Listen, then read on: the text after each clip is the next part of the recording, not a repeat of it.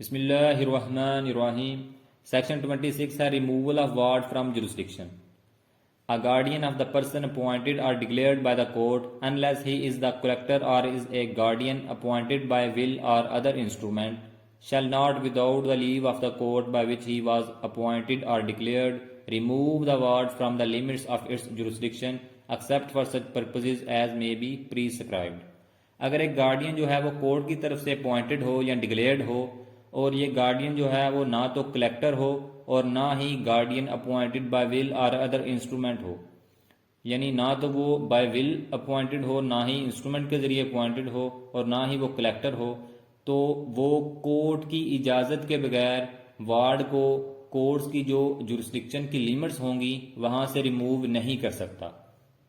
यानी जब एक गार्डियन कोर्ट की तरफ से अपॉइंटेड है और डिक्लेयर्ड है तो वो उस कोर्ट की मर्जी के बगैर वार्ड को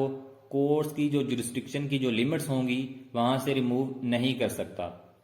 सबसेक्शन 2 है the leave granted by the court under subsection 1 may be special और general and may be defined by the order granting it. तो जब कोर्ट जो है वो ऑर्डर के जरिए इजाजत देगी कि वार्ड को रिमूव कर सकता है गार्डियन जो है उसकी कोर्ट की जुरिस्डिक्शन की लिमिट से, तो वो उस ऑर्डर में वो पर्पस भी डिफाइन करेगी कि किस पर्पस के लिए जो है उसको रिमूव किया जा रहा है, और उस ऑर्डर में जो है वो परमिशन दी जाएगी कि उसकी जुरिस्डिक्शन की लिमिट से वार्ड को जो है रिमूव किया जा सकता है गार्डियन की तरफ से। 27 सेक्शन है duties of guardian of property. A guardian of the property of a ward is bound to deal therewith as carefully as a man of ordinary prudence would deal with it if it were his own, and subject to the provision of this chapter, he may do all acts which are reasonable and proper for the realization, protection or benefit of the property. जब कोई property जो है वो ward की guardian के हवाले की जाती है तो ये उसकी ड्यूटी है कि वो उसको उसकी माइनर की प्रॉपर्टी को ऐसे ही डील करे जैसे कि ये उसकी अपनी प्रॉपर्टी है, यानी उसकी प्रोटेक्शन, उसका बेनिफिट, उसका रियलाइजेशन,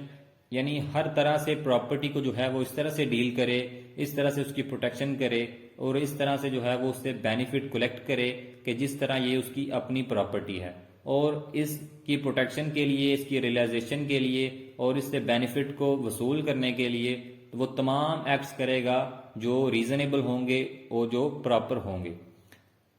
इसके बाद सेक्शन 28 है powers of testamentary guardian. Testamentary guardian का मतलब है जो अपॉइंटेड बाय विल हो, यानी जो वसीयत के जरिए अपॉइंट हो। Where a guardian has been appointed by will और other instrument, his power to mortgage और चार्ज और transfer by sale, gift, exchange or otherwise immovable property belonging to his ward is subject to any restriction which may be imposed by the instrument. अगर एक guardian जो है वो appointed by will हो या instrument हो तो जो उस गार्डियन की पावर होगी उस प्रॉपर्टी को मॉर्टगेज करने के लिए या उस पर चार्ज करने के लिए या उसको ट्रांसफर बाय सेल करने के लिए, गिफ्ट करने के लिए, एक्सचेंज या कोई और ट्रांजैक्शन करने के लिए मूवेबल प्रॉपर्टी को जो वार्ड की प्रॉपर्टी है, तो इस सूरत में जो भी उस विल में या इंस्ट्रूमेंट में रेस्ट्रिक्शन इम्पोज होंगी उस रेस्ट्रिक्शन के तहत वो इस प्रॉपर्टी को, वार्ड की प्रॉपर्टी को सेल करना चाहे तो सेल करेगा, गिफ्ट करना चाहे तो वो गिफ्ट करेगा, एक्सचेंज करना चाहे या मॉर्टगेज करना चाहे या चार्ज करना चाहे तो वो कोई भी ट्रांजैक्शन कर सकता है, but according to the restriction which is imposed by the instrument.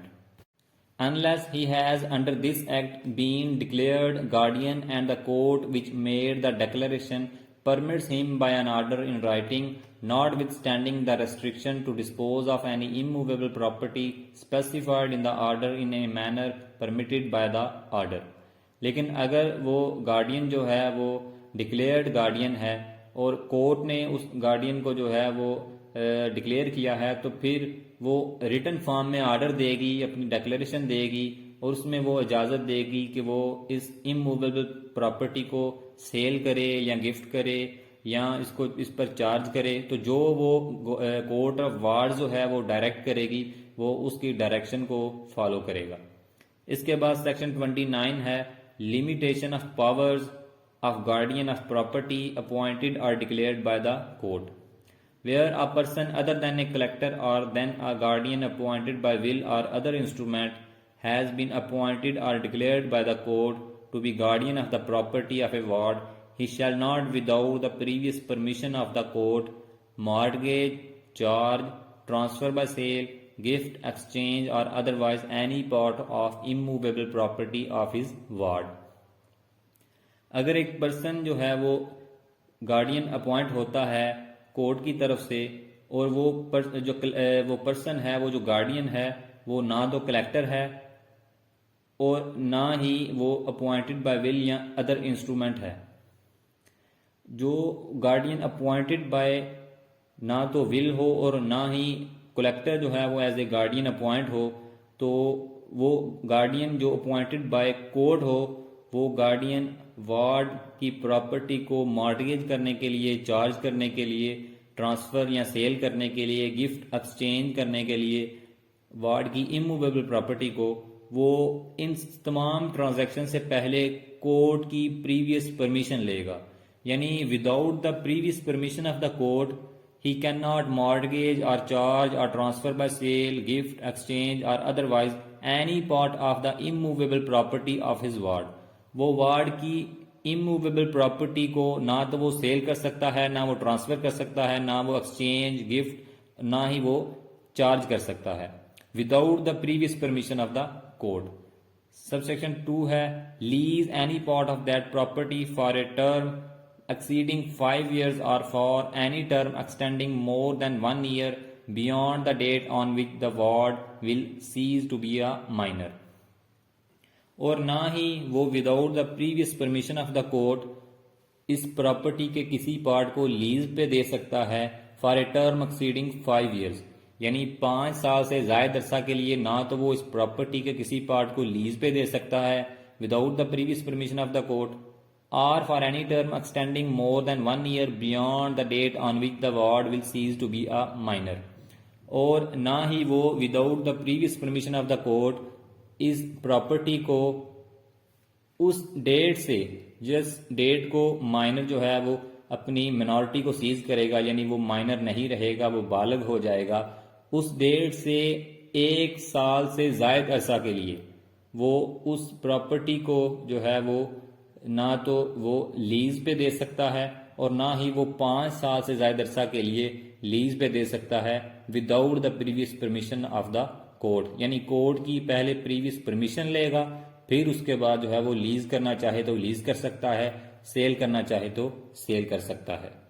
Section 330 है voidability of transfers made in contravention of section 28 और section 29। A disposal of immovable property by a guardian in contravention of either of 2 last foregoing sections is voidable at the instance of any other person affected thereby। यानी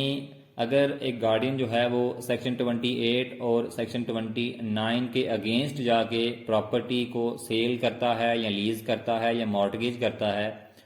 तो जिस person को वो cell करेगा, mortgage करेगा या lease पे देगा, तो उस पर्सन को अगर पता चल जाए कि ये प्रॉपर्टी उसने यानी गार्डियन ने without the permission of the court जो है वो सेल की है या लीज पे दी है या मॉर्टगेज की है, तो वो इस कॉन्ट्रैक्ट को वॉइड कर सकता है, यानी इस कॉन्ट्रैक्ट को खत्म कर सकता है। This contract is voidable at the instance of any other person affected thereby. यानी इस कॉन्ट्रैक्ट से जो उसने कॉन्ट्रैक्ट प्रॉपर्टी को लीज करने के लिए, मॉर्टगेज करने के लिए या सेल करने के लिए किया है, इस कॉन्ट्रैक्ट से जो भी पर्सन अफेक्ट होगा उस पर्सन को ये राइट हासिल है कि वो इस कॉन्ट्रैक्ट को वॉइड कर सकता है।